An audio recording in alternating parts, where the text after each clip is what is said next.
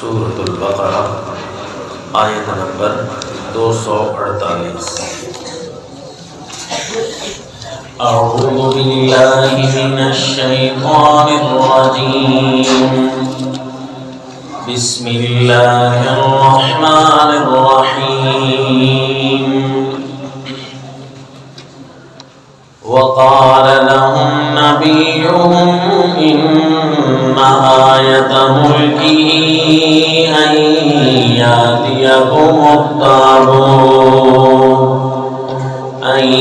يأتيكم التابوت فيه سكينة من ربكم وبقية مما ترك آل موسى تحمله الملائكة إن في ذلك لآية لكم إن كنتم مؤمنين۔ وصلی اللہ علی النبی الکریم۔ سورۃ البقرہ آیت نمبر 248۔ سورہ بقرہ کا یہ واقعہ ہم نے گزشتہ درس میں شروع کیا تھا، حالانکہ سلسلہ قصص سیدنا موسیٰ علیہ السلام جاری ہے، اور یہ جس بستی کا ذکر ہے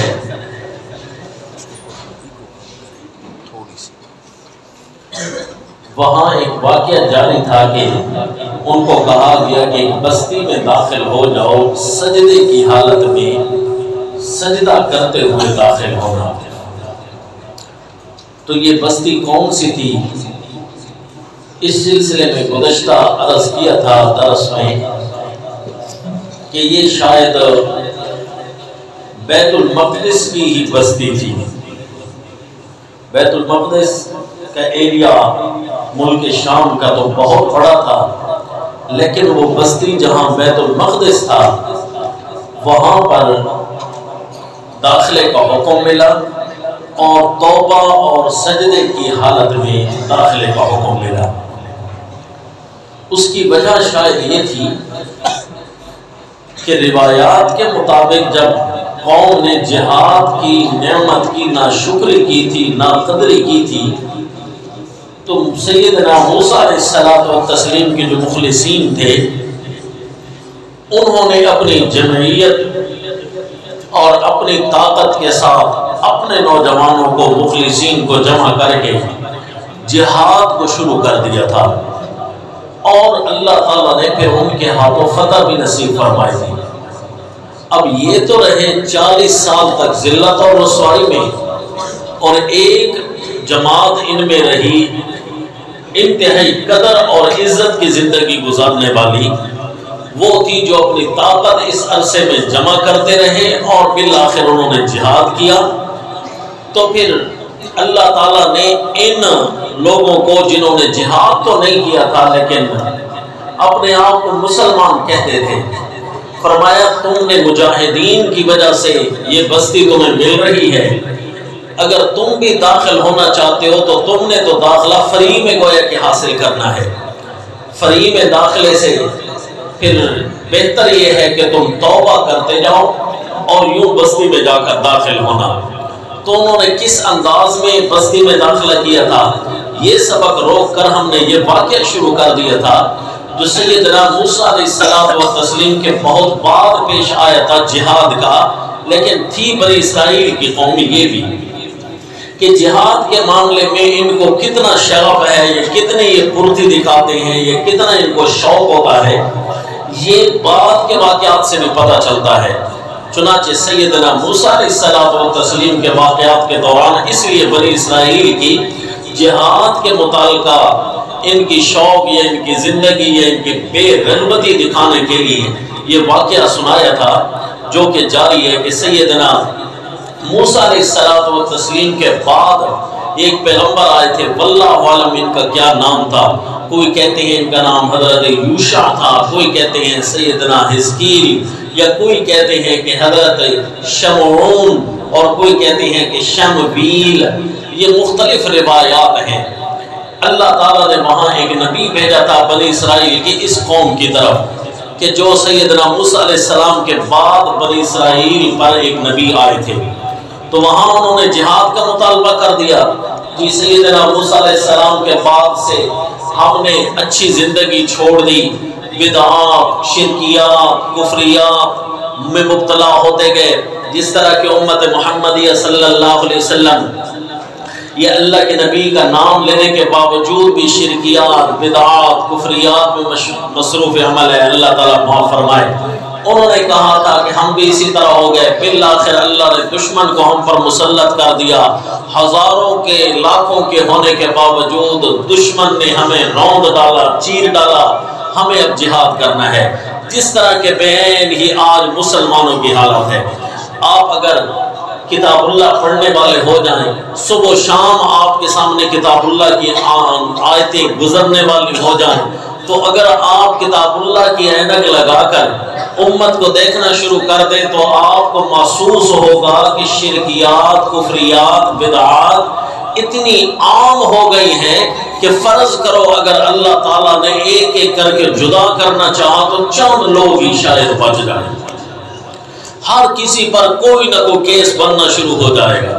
پھر اللہ تعالیٰ ہمیشہ ایک فلٹر لگایا کرتا ہے، وہ فلٹر چاہے وبا کی شکل میں ہو، بیماریوں کی شکل میں انسانیت مر جائے، یا غیر کو اللہ مسلط کر کے دھونا شروع کر دے، اللہ پھر اس زمین کو گندے لوگوں سے پاک ضرور کرتا ہے، زیادہ برے لوگوں کو مسلط کر کے پھر یہ برے لوگوں کو ختم کر کے ان کو پھر اللہ تعالیٰ اٹھا لیتا ہے، ان کو بھی ختم کر دیتا ہے۔ تو اسی طرح ہوا کہ برائی میں ملوث ہوئے، دشمن جب ان پر غالب ہوا تو انہوں نے کہا جی ہم توبہ کرتے ہیں، جہاد کرتے ہیں، دوبارہ ہم صحیح ہونا کوشش کرتے ہیں۔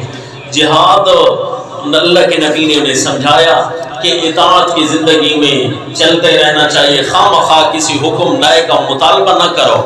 عین ممکن ہے کہ اگر جہاد تم پر فرض ہو گیا تو قوم تو تمہاری بنی اسرائیل والی وہی چل رہی ہے، 12 خاندان، تمہارے بوڑھوں نے جہاد کا جو حشر کیا تھا، کہیں ایسا نہ ہو کہ تم بھی اسی طرح کر دو۔ انہوں نے کہا نا جنا ہمیں اخرجنا من دیارنا و ابنائنا، ہمارے گھر ہم سے چھین لیے گئے، ہماری اولادیں ہم سے ختم ہو گئی ہیں، جہاد ہوگا تو اب ہم ناقدری کیسے کریں گے، ہم تو جناب بہادری کے جوہر دکھائیں گے۔ فلما کتب علیہم القتال، پھر جب اللہ نے جہاد فرض کیا پھر وہی ثابت ہوئے جی اکثر چوری کے مجنوں، او تولوا الا قلیلا منہم، اکثریت بھاگ گئی، تھوڑے بچ گئے۔ جو تھوڑے بچے تھے ان پر اللہ کے پیغمبر نے فرمایا مجھ پر وحی ہوئی ہے کہ ایک آدمی موجود ہے ہماری اس بستی کے اندر، ہماری قوم سے نہیں ہے، غریب بندہ بھی ہے، مال بھی اس کے پاس نہیں ہے، لیکن اللہ نے حکم فرمایا اس کو امیر المجاہدین بنایا گا، کیونکہ عزتیں تو اللہ دیتا ہے۔ تو امیر المجاہدین بننے کا جب آرڈر ہوا، قوم والے پھر کہنے لگے بھئی لم یؤت سعۃ من المال انا یکون له الملک ونحن احق بالملک منہ، وہ ہمارا امیر کیسے بن گیا، ہم سے بڑا کیسے آ گیا، مال دولت بھی ایسا نہیں ہے کہ ہماری برابری میں بیٹھ سکے، ہم اتنے بڑے بڑے مالدار ہیں، سرمایہ دار ہیں، بزنس مین ہیں، ہمارا وہ کیسے امیر بن سکتا ہے۔ تو انہوں نے فرمایا یہ اللہ کا حکم ہے، میں اپنی طرف سے تو نہیں بنا رہا، البتہ تمہیں ایک نشانی بتاتا ہوں کہ یہ اللہ کی طرف سے مقرر شدہ امیر المجاہدین ہے۔ یعنی اتنا عظیم جہاد کا تحفہ ہوتا ہے، یہ جہاد کی عظیم دولت اتنی بڑی نعمت ہے کہ نبوت کے بعد اللہ نے اگر متعین براہ راست کسی کو کیا ہے تو وہ امیر المجاہدین کو وحی کے ذریعے اللہ نے متعین کروایا ہے۔ تو یہ کون سی جی وحی تھی؟ چنانچہ ان کے نبی نے انہیں یہ پڑھ کر سنایا علیہ الصلاۃ والتسلیم۔ یہ دیکھ لیجیے آج کے سبق میں وہ واقعہ ہمارا جاری ہے کہ ان کے امیر المجاہدین متعین ہو رہا تھا، جس کو چیف آف آرمی سٹاف کہتے ہیں۔ سورہ البقرہ آیت نمبر 248 فرمایا اعوذ باللہ من الشیطان الرجیم بسم اللہ الرحمن الرحیم وقال لهم نبيهم إن آية ملكه أن يأتيكم الطاغوت فيه سكينة من ربكم وبقية مما ترك آل موسى وآل هارون.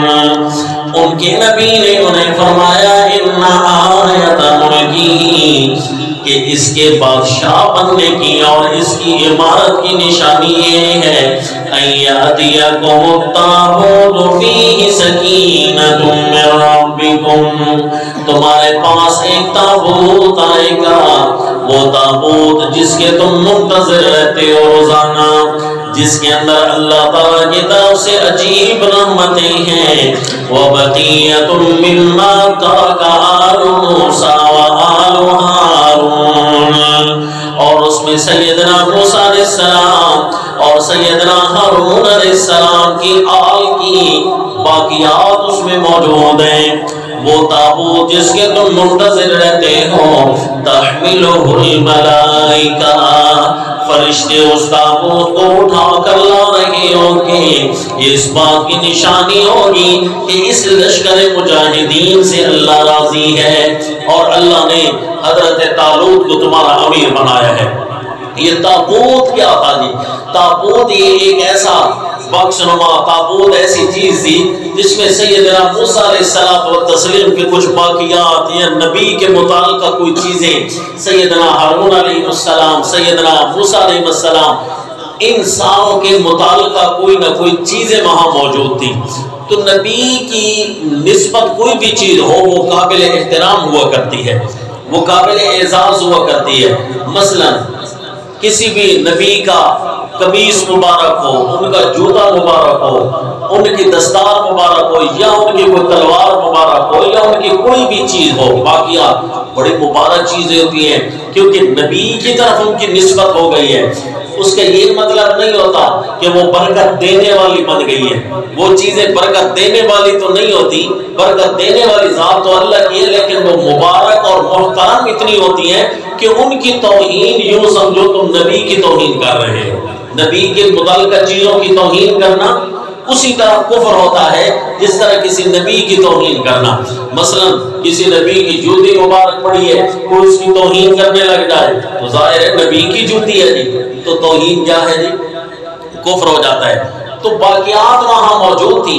تو ان کے بارے میں مشہور یہ ہے کہ وہ تابوت ان کے لیے بہت بڑی دولت کے طور پر تھا. بھائی یہاں پر حضرت موسیٰ علیہ السلام اور ہارون علیہ السلام کی کوئی چیزیں اندر موجود ہیں، واللہ عالم جی کیا چیزیں تھیں. لہذا وہ اپنی جان تو دے دیتے تھے، اس تابوت کو نہیں چھیڑنے دیتے تھے. پھر جہاد کے سفروں میں اگر کہیں جانا ہوتا تو پھر یہ تابوت جو ہے ساتھ لے کر جاتے تھے کہ ہماری نشانی ہوگا. جب اس کو شکست آنے لگے گی، دشمن ہم سے چھیننے لگے گا تو ہماری قوم، ہماری اولادیں ان پر ٹوٹ پڑے گی، یوں کوئی ہم سے ہمارے اوپر اپنا مردانگی نہیں جگا سکے گا اور ہماری فتوحات ہو جائیں گی. تو یہ تابوت سامنے رکھتے تھے، اس کی غیرت کو یاد کر کر کے وہ لڑائی کیا کرتے تھے کہیں ہم سے یہ کوئی نہ چھین جائے. تو ظاہر ہے جب قوم غلاموں کا شکار ہوئی تو یہ چیز بھی ان کے پاس سے چلی گئی. دشمن لے گئے. اب یہ روزانہ روتے تھے کہ ہمارے پاس ایک بڑی قیمتی چیز ہے. جس طرح نعوذ باللہ ہمارے کعبۃ اللہ کو کوئی گرا دے، نعوذ باللہ، تو امت ٹوٹ پڑے گی کہ کعبہ کی پر بن گئی ہے، مسجد نبی پر بن گئی ہے، تو قوم جو ہے ٹوٹ پڑے گی. جس طرح مسجد اقصیٰ پر بنی ہوئی ہے تو قوم کے جو چاند بچی کچی غیرت اگر کسی میں موجود ہے تو وہ کہیں نہ کہیں سے آوازیں اٹھاتے رہتی ہیں. تو اسی طرح تو حضرت طالوت کو جب امیر المجاہدین بنایا گیا تو وہاں نبی نے فرمایا کہ وہ جو تمہارا تابوت چھن گیا تھا نا، اس کو فرشتے اٹھا کر لائیں گے. اب اللہ تعالیٰ نے بھی اس کی تائید فرمائی کہ اس کے اندر اسپیشل قسم کی کوئی سکینت اور رحمت تھی اس تابوت کے اندر. واللہ عالم جی کیا چیز تھی. اب اس کے اوپر بہت ساری روایات کے اندر افسانے، قصے، کہانیاں شمار ہو گئیں. بھائی اس کے اندر اصل میں ایک بلی کا سر تھا، وہ چیخ مارتی تو پتہ چلتا کہ اب فتح ہونے لگی ہے. اور کوئی کہتے جی نا جی اس کے 2 پر تھے اور 2 پر ایسے تھے کہ ایک دم بھی تھی، تو وہ باقاعدہ طور پر ایک مسلمانوں کی حفاظت کیا کرتے تھے جو بنی اسرائیل کے مسلمان تھے.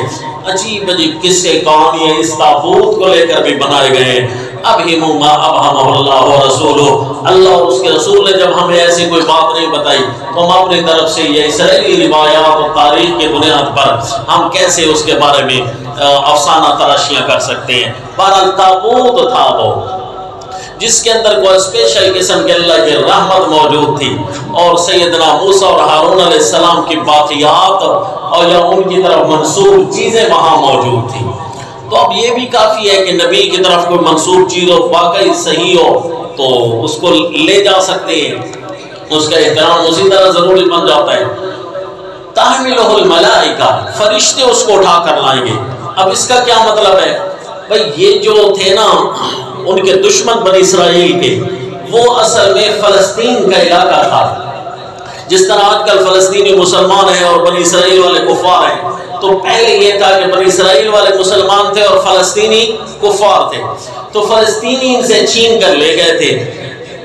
تو جب بھی وہ جہاں بھی یہ تابوت رکھتے تو ان کے اوپر کوئی نہ کوئی بربادی اور مصیبت ٹوٹتی رہتی کفار پر، کیونکہ نبی کی چیزیں تھیں، اور نبی کی جہاں توہین کی جاتی ہے، نبی کی چیزوں کی جہاں توہین کی جاتی ہے، وہ قوم امن اور سکون سے تو نہیں رہتی۔ نہ توہین جائز ہوتی ہے، نہ محبت میں غلو کرنا جائز ہوتا ہے۔ نہ توہین جائز ہے، نہ غلو کرنا جائز ہے۔ مسلمانوں کے پاس ہوں تو غلو کرنے لگنا ہے اور ان کو اللہ جیسے درجہ دینے لگنا ہے، ان کی عبادت شروع کر دیں، یہ بھی ناجائز ہے۔ کفار کے پاس ہوں یہ چیزیں، توہین کرنے لگنا ہے، یہ بھی ناجائز ہے، نعوذ باللہ، بلکہ ان کو قابل احترام بنایا جائے۔ جس طرح آپ صلی اللہ علیہ وسلم کی قبر مبارک ہے تو وہاں پر نہ توہین جائز ہے اور نہ سجدہ جائز ہے۔ توہین کرنے والا بھی اسلام سے چلا جائے گا اور نبی کی قبر کو الہ بنانے والا بھی اسلام سے چلا جائے گا۔ ان کے پاس تھی تو یہ غلو کرتے تھے، کفار کے پاس تھی تو توہین کرتے تھے، لہذا مصیبتیں ٹوٹتی رہیں۔ بالآخر انہوں نے کہا یار یہ جو تابوت ہے نا، اس سے کہیں جان چھڑائیں، یہ جب سے ہمارے علاقے میں ہے کوئی نہ کوئی عذاب آتا ہی رہتا ہے۔ انہوں نے 2 بیلوں پر رکھا اور بیلوں کو بھگا دیا وہاں سے۔ ایک یہ تاریخ میں ملتا ہے، اور دوسرا یہ واقعہ ملتا ہے کہ تحملہ الملائکہ، فرشتے یوں اٹھا کر لائے کہ اول تو بیلوں کو ہانک کر فرشتے لے آئے تھے، یہ ہے کہ اڑتا ہوا یہ آیا، کوئی اور چیز اس کو اٹھا کر نہیں لائی۔ اللہ فرماتے ہیں فرشتے اس کو اٹھا کر لا رہے تھے۔ واللہ عالم جی کوئی بھی صورت ہو، اللہ اور اس کے رسول نے ہمیں نہیں بتایا۔ بہرحال جیسے تابوت ان کے پاس پہنچا، انہوں نے کہا جی آمنا وصدقنا، ہم مان گئے، آپ بھی اللہ کے پیغمبر ہیں، اور حضرت طالوت کے متعلقہ جو آپ کا فیصلہ ہے وہ بھی ٹھیک ہے، وہ ہمارے امیر المجاہدین ہیں۔ اور واقعی جی حضرت طالوت اتنے بڑے نیک آدمی تھے، عالم فاضل مجاہد، بسطن فی العلم والجسم، طاقتور تھا۔ سیدنا طالوت یہ امیر المجاہدین تھے، صحابی رسول تھے، یہ اتنے بڑے جنگجو تھے کہ انہیں راستے کے چلنے کے انداز اور نیازوں سے بھی واقف تھے، انہیں پتہ تھا کیا کام کرنا چاہیے کیا نہیں کرنا چاہیے، مجاہدین کو ٹریننگ کیسی کرنی چاہیے، ورزش کیسی کرنی چاہیے، حتیٰ کہ کھانے پینے تک کے متعلقہ بھی خیال کیا کرتے تھے کہ اگر خوراکیں صحیح نہ ہوگی تو قوم جہاد نہیں کر سکے گی۔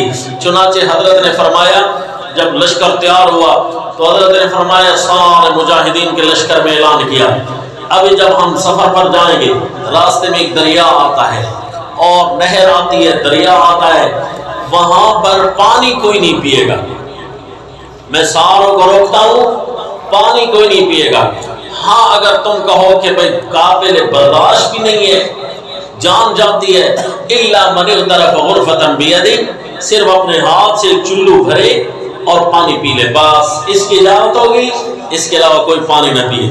اب ظاہر ہے جو کمزور ایمان والے ہوں گے یا جو ہوں گے نکھٹو قسم کے، نکھٹو کا لفظ میں نے آپ کو یاد کرایا ہوا ہے نا، نکھٹو کس کو کہتے ہیں؟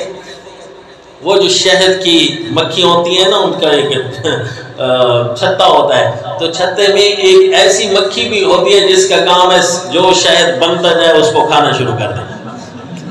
وہ نہ شہد بناتی ہے اور نہ ہی وہ حفاظت کر سکتی ہے، نہ کوئی سیکیورٹی کا کام کرتی ہے اور نہ وہ شہد بچانے کا کام کرتے ہیں، بس اس کا کام ہے جو شہد ملتا جائے اس کو کھانا شروع کر دے۔ تو یہ جو ہے نکھٹو، تو بہت سارے اس لیے نکھٹو ان لوگوں کے لیے مشہور ہو گیا جن کا کام نہ جو کام کے نہ کاج کے، دشمن ہو اناج کے. تو یہ وہ لوگ تھے, انہوں نے کہا دیکھا نا ہم نے کہا تھا یہ بندہ سیانا نہیں ہے, ہم نے کہا تھا اس کو ہمارا امیر نہ بناؤ. یہ کہتے پانی نہ پیو, پانی میں کون سا جہاد چھپا ہوا ہے, یہ ہمیں پانی سے منع کرتا ہے. اکثریت نے کہا نہیں مانتے ہم تیرا حکم, خوب پیٹ بھر کر پانی پیا. بس جیسے دریا عبور کیا انہوں نے کہا جی ہم تو اب چلنے کے نہیں رہے. حضرت نے فرمایا میں نے اسی لیے تو کہا تھا دریا اور نہر کے پانی کی خاصیت ہے, ابھی بھی آپ کے علاقے میں دریا بھی بہتا ہے اور نہر بھی بہتی ہے, تو آپ جا کر نہر کا پانی پئیں, حتیٰ کہ نہر کے اوپر جو نلکا لگا ہوا ہو, دریا کے ساتھ جو نلکا لگا ہوا ہو, اس کا بے شک آپ مرضی جتنا پانی پئیں, جتنا مرضی آپ پی لیں, آپ فرحت نہیں محسوس کریں گے کہ میری بالکل جی پیاس ختم ہو گئی ہے. یہ آپ کہیں گے پانی اچھا ہے, پانی ٹھنڈا ہے, سب کچھ موجود ہے, لیکن وہ پیاس کو ایسا سیراب نہیں کرتا جس طرح کے گھر کے پانی ہوتے ہیں سیراب کرتے ہیں, یا چشموں کے پانی ہوتے ہیں جو سیراب کرتے ہیں. یہ نہر کے پانی کی خاصیت ہوتی ہے, وہ پیٹ کو تو موٹا کرتی جاتی ہے لیکن پیاس کو ختم نہیں کرتی, البتہ پانی کی ضرورت بھی پوری کر دیتا ہے. اگر کسی کو پانی کی پیاس کی تکلیف ہو, تھوڑا سا پانی پی لے نہر والا, تو کم از کم وہ جو ضروری معدنیات ہوتی ہیں, وہ اسے منرل جو کم ہوتے ہیں جسم کے, وہ اسے مل جاتے ہیں. تو حضرت نے فرمایا آگے آ رہی ہے نہر, ہم جا رہے ہیں پورے جہاد میں, تو ان ساروں نے تو پانی پر ٹوٹ پڑنا ہے. جیسے ہی کوئی نہر کا پانی پی لے تو ایک دن کے لیے تو وہ سونا پڑتا ہے, کیونکہ پیٹ اتنا بھاری ہو گیا, جب تک پانی ہضم نہیں ہوگا تو بندہ پیٹ کو اٹھائے یا تلوار کو اٹھائے, تو لہذا اٹھا تو سکیں گے نہیں, یہ سارے وہیں سونے کی جگہ تلاش کرنے لگنا ہے. تو اس سے ثابت یہ ہوتا ہے کہ یہ جو پانی ہے نا, رسول اللہ صلی اللہ علیہ وسلم نے اس کے پانی پینے کی کوئی خاص حکمتیں نہیں ارشاد فرمائی, حالانکہ پانی بہت عام چیز ہے. جس طرح فرمایا یہ مختلف چیزیں, مثلا کدو کھایا, یا اسی طرح کلونجی کے متعلقہ باتیں, یا شہد کے متعلقہ بڑے بڑے چیزیں موجود ہیں حدیث پاک میں. پانی کے بارے میں ایسی کوئی بات نہیں, اس لیے حکمان نے لکھا ہے پانی بقدر ضرورت, جس کو ضرورت ہو تو پیا جائے. پچھلے درس میں بھی شاید میں نے بتایا تھا کہ پانی جو ہے یہ نہار منہ نہیں پینا چاہیے, خواہ مخواہ. جس کو ضرورت ہے تو کسی وقت بھی پی سکتا ہے, نہار منہ پیے یا روٹی کے بعد, یا جس طرح روٹی کے بعد بھی اگر کسی کو ضرورت ہو تو تھوڑا سا پینا چاہیے, نہیں تو وہی کیفیت ہو جاتی ہے جو دریا والے پانی کی ہوتی ہے. تو یہ تصوف کی کتب میں منع بھی لکھا ہے کہ زیادہ کھاؤ گے تو پانی زیادہ پینا پڑے گا, پانی زیادہ پیو گے نیند آئے گی, جب نیند آئے گی تو ذکر و اذکار گئے, تلاوتیں گئی, عبادات ساری ضائع ہو جائیں. تو لہذا خواہ مخواہ. ایک ڈاکٹر صاحب کو ہم نے دیکھا کہ اس نے اتنی تاکید فرما رہے تھے کہ پانی کو بار بار پئیں, پانی کو بار بار پئیں, حتیٰ کہ وہ اپنے ایک ان کا جو ورکر کھڑا تھا کام کاج والا, تو اس کو ہر 5 منٹ بعد گلاس دے دے, پانی لے آؤ پانی لے آؤ. ہماری چونکہ ان کے ساتھ گپ شپ تھی, میں نے کہا جی ڈاکٹر صاحب آپ اتنی زیادہ پانی پی رہے ہیں, اور پانی کے متعلقہ تو کتابوں میں لکھا ہے کہ یہ جوڑ کو ختم کر دے گا, ہڈیاں ٹیڑھی کر دے گا. انہوں نے کہا نہیں جی ایسی کوئی بات نہیں ہے, خدا کا کرنا ایسا ہوا اس بات کو کوئی 10 سے 15 سال گزر گئے ہیں. تو آج کل وہ ڈاکٹر صاحب بیچارے انتہائی بوڑھے ہیں, اور جب چلتے ہیں تو ٹیڑھا ہو کر چلتے ہیں. تو میں نے کہا جی ہماری آنکھوں نے تو دیکھ لیا ہے کہ واقعی کتابوں والی بات سچی آ گئی کہ جتنا زیادہ خواہ مخواہ پانی پیا جائے گا یہ ہڈیوں پر اٹیک کرتا ہے. یہ وٹامن ڈی کو یوں سمجھو ختم کرتا ہے, ہڈیوں پر اٹیک کرے گا. اس لیے بڑی ضرورت کے متعلقہ چیزیں پئیں, اور خصوصاً وہ والا پانی پیا کریں جہاں آپ پیدا ہوئے ہیں. فرض کرو آپ اگر 2 کلومیٹر دور کہیں پیدا ہوئے اور رہتے یہاں ہیں, تو جب ان علاقوں میں جایا کریں, یا خصوصاً اسی گھر میں جایا کریں, تو تھوڑا سا پانی ضرور پیا کریں, کیونکہ اللہ نے آپ کے لیے وہیں ویکسین جاری کی ہے جہاں پر آپ رہتے ہیں. دریاؤں اور نہروں کا پانی جو ہے نا اسپیشل کر کے اس کو پینے کا اہتمام نہ کیا کریں. آب زمزم ایک ایسا پانی ہے جو ہر کسی کو سوٹ کر دیتا ہے, کیونکہ اللہ نے ایک ایسی جگہ پر پیدا کیا ہے جہاں ہر ایک نے پہنچنا ہے. فَجَعَلْ أَفْئِدَةً مِّنَ النَّاسِ تَهْوِي إِلَيْهِ.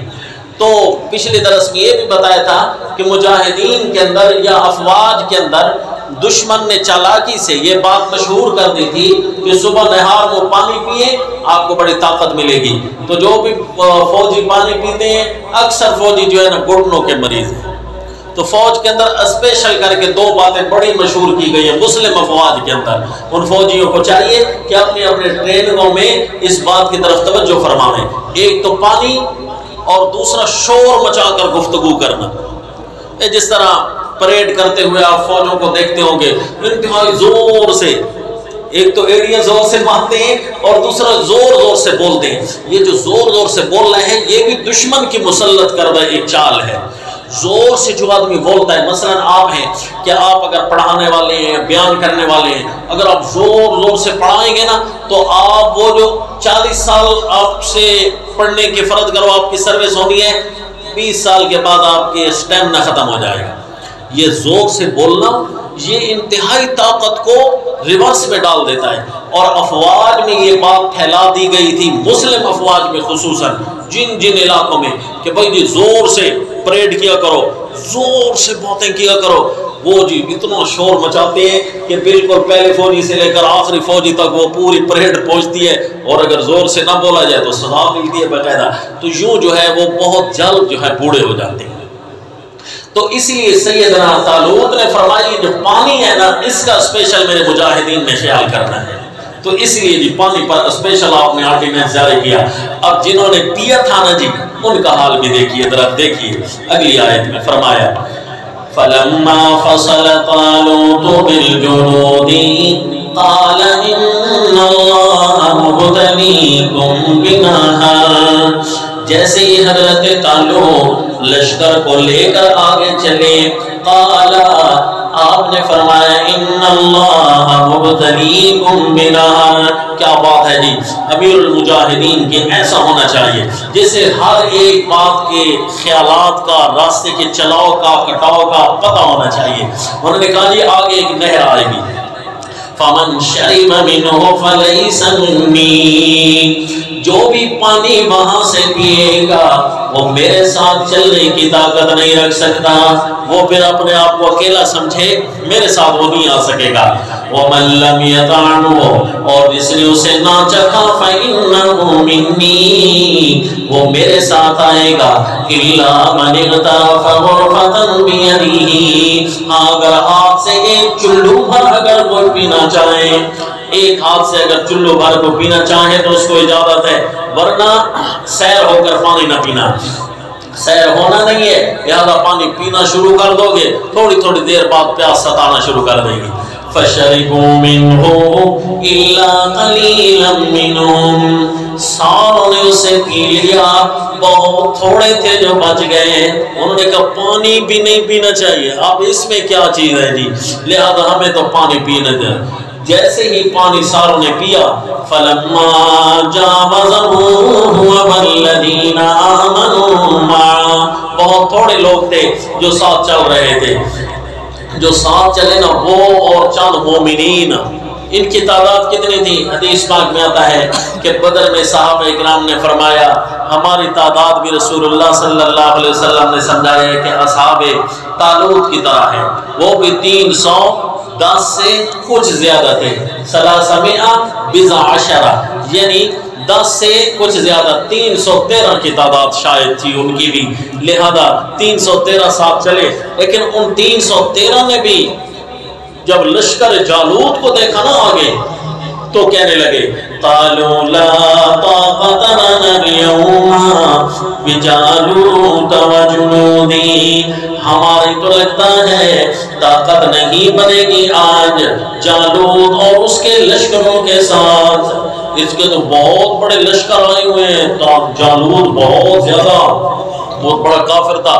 آج لگتا یہ ہے کہ ہماری طاقت، یہ کمزور ایمان والے تھے، جو طاقتور لوگ تھے نا ایمان میں، تو وہ کہنے لگے قال الذين يظنون انهم ملاقو الله، کہنے لگے وہ جنہیں یقین تھا اللہ کے ساتھ ملاقات کا، وہ یعنی جو شہادت کی تمنا لے کر شہادت کے جذبوں سے سرشار ہو کر نکلے ہوئے تھے، وہ کہنے لگے کم من فئۃ قلیلۃ غلبت فئۃ کثیرۃ بإذن اللہ.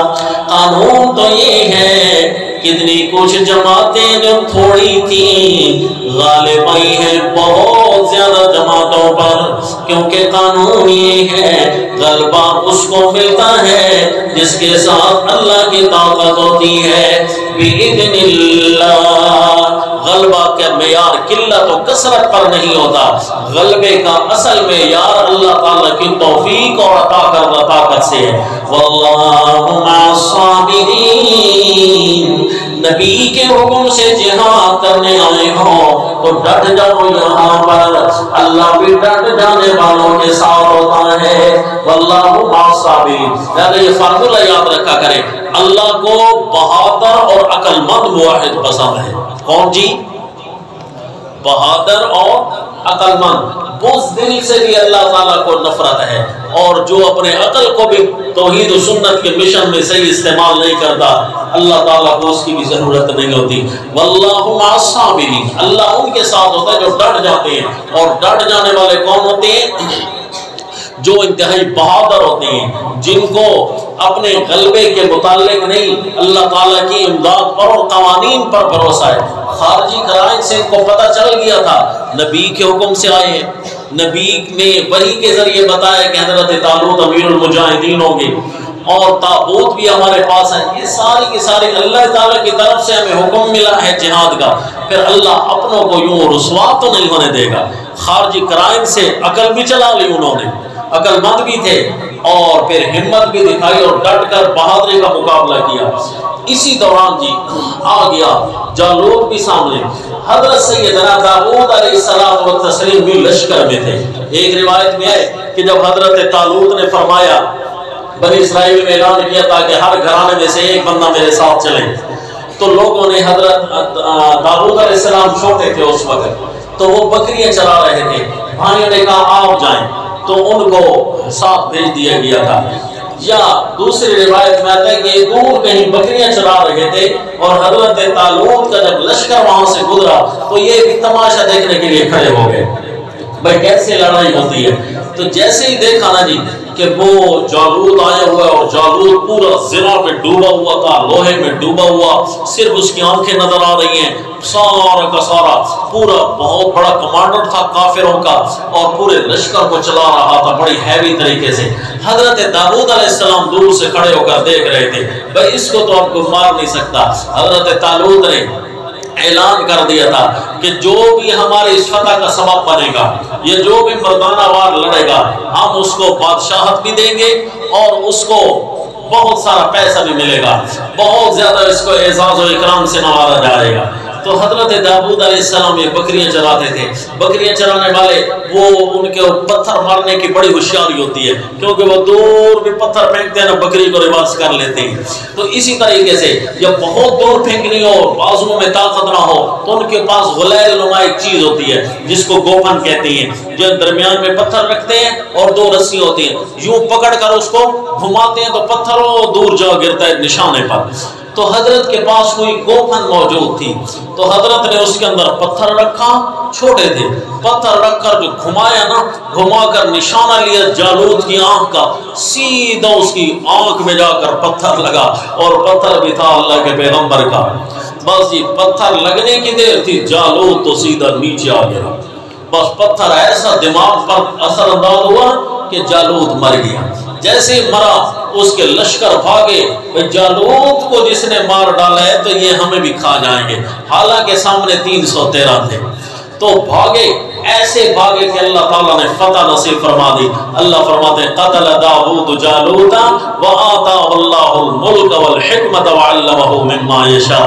اور جیسے مجاہدین وہاں سامنے، وہاں جا کر انہوں نے دعا کی تھی، جہاد شروع کرتے ہوئے دعا کی، ربنا افرغ علینا صبرا، اے اللہ لشکر کا سامنا ہو چکا ہے، ہمارے اوپر ڈٹ جانا تو پلٹ دے، ایسا ہمیں ڈٹ جانے کی ہمت نصیب فرما کہ ڈٹ جانا صبر ہمارے اوپر پلٹ جائے، وثبت اقدامنا، اے اللہ ہمارے قدم لڑکھڑا نہ جائیں، طاقتور رہیں، وانصرنا علی القوم الکافرین، اے اللہ یہ کافر قوم ہے، ان کافر قوم کے خلاف ہماری مدد فرما۔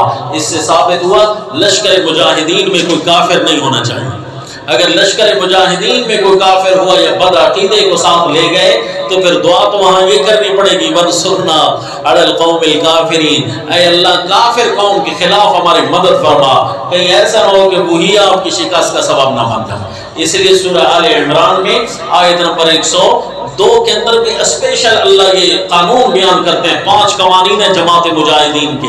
ایک قانون یہ ہے کہ دھیان تمہاری صفوں میں کوئی بد عقیدہ نہیں ہونا چاہیے، اگر بد عقیدہ ہوا تو تمہاری فتح نہیں ملے گی۔ تو جب یہ دعا کی تو اللہ نے حضرت داؤد علیہ السلام کو بھیجا، چھوٹے تھے، وقتل داؤد جالوت، حضرت داؤد علیہ السلام نے جالوت کو مار ڈالا، وآتاہ اللہ الملک والحکمہ، پھر اللہ نے بادشاہت بھی نصیب فرما دی اور نبوت سے بھی سرفراز کر دی، وعلمہ مما یشاء، پھر اللہ نے ان کو جو چاہا سکھلایا۔